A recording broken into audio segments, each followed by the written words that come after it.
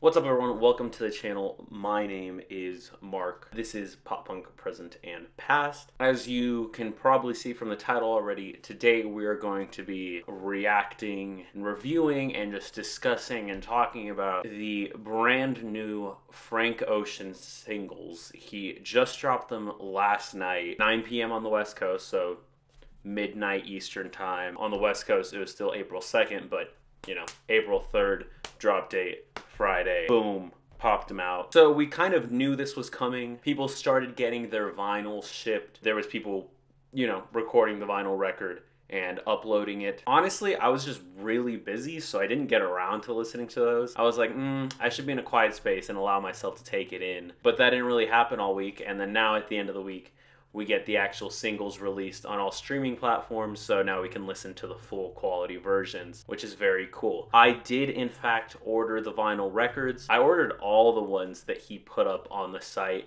I haven't received any of them. To be fair, I ordered them together, and I ordered like the posters, and I pretty much bought everything that you could. The only thing I've received was my phone case, and I received my hoodie as well. But yeah, I'm hoping to receive the rest of the stuff at some time soon, hopefully. I don't know. I'm not really tripping about it. I know a lot of people are. It'll come when it comes, and there's no use in stressing about it before then. That said, we have brand new Frank Ocean music. That's what's important. That's what we're here for. I did listen to like the little snippet remixes. You can check that video out up here. We're gonna start off with Dear April, just cause I remember the Dear April like remix snippet sounding really fucking good. So I got high expectations here. Let's see what's up.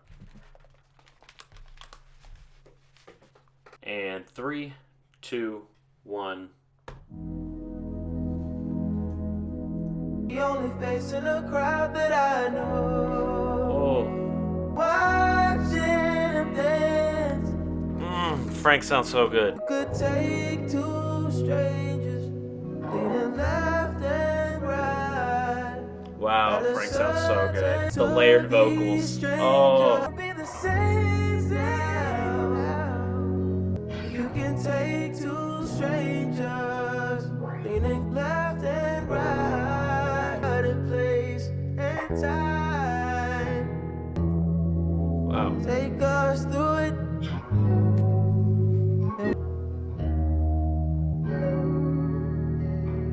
That one is absolutely gorgeous. We had heard from the snippet that was going to be kind of Frank wailing at us, and it definitely did not disappoint. Even just those first lines, Dear April, the only face in the crowd that I know. Dear April, are you watching him? Are you watching him dance? Dear April, we were safe for a while. I mean, I guess what would be the refrain or the chorus or whatever you want to call it here. You can take two strangers, lead them left and right at a certain place and time, like you took to these strangers and our two strange lives and made us new and took us through it and woke us up. It's just beautiful.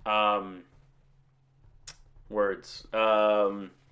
So yes, obviously this is a love song discussing a relationship, but it's definitely kind of looking back at something that was. It seems like it is from a perspective of being able to see, I guess, the life cycle of this love and really being able to appreciate it. I think that's something that we all need to find a way to do at some point in our lives. I would like to think that I'm better about looking at things that way now than maybe I was 2 or 3 or 4 or 5 years ago. And I hope a couple years from now I can say the same thing about myself now. I don't know if it is just the generation we're in, or if it is with getting older, or maybe I'm just getting cynical. But I feel like with age and maturity, in a way, I'm able to more see love as less binding, as something that's allowed to have a life cycle.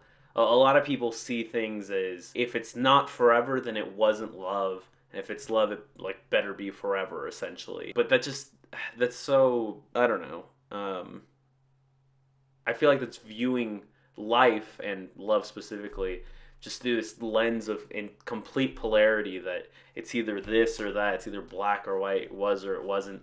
And It's just wrong. And in this, he kind of explains this existence of how much this person really meant to him and his life, and how significant they were, and how significant their love was, and it was legitimate. It's not something that should be doubted. But all the same, understanding that there is a life cycle to that. They did grow together, and they will grow apart.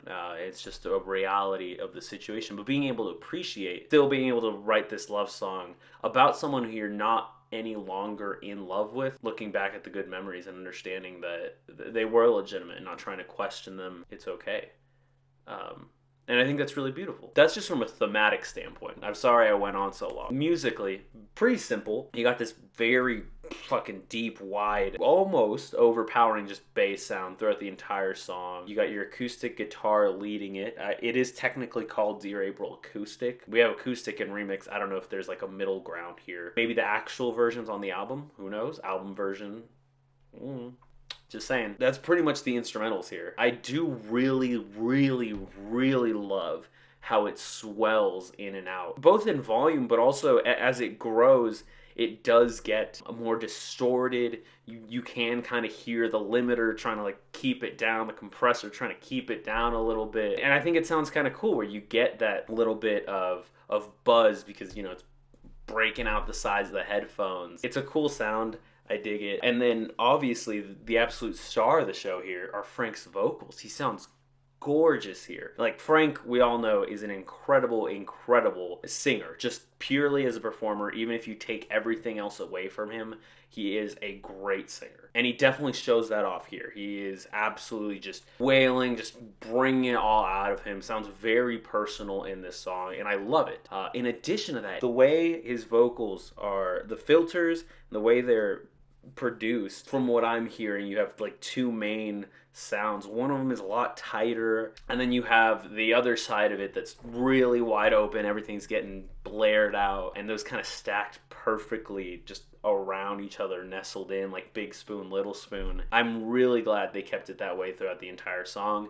Obviously there later you hear some of the pitched vocals that we saw a lot of on Blonde, as well as some auto-tuned vocals, a couple other effects you got playing in there. Yeah, he sounds incredible. Frank, you are doing fabulous, sweetie. What a song.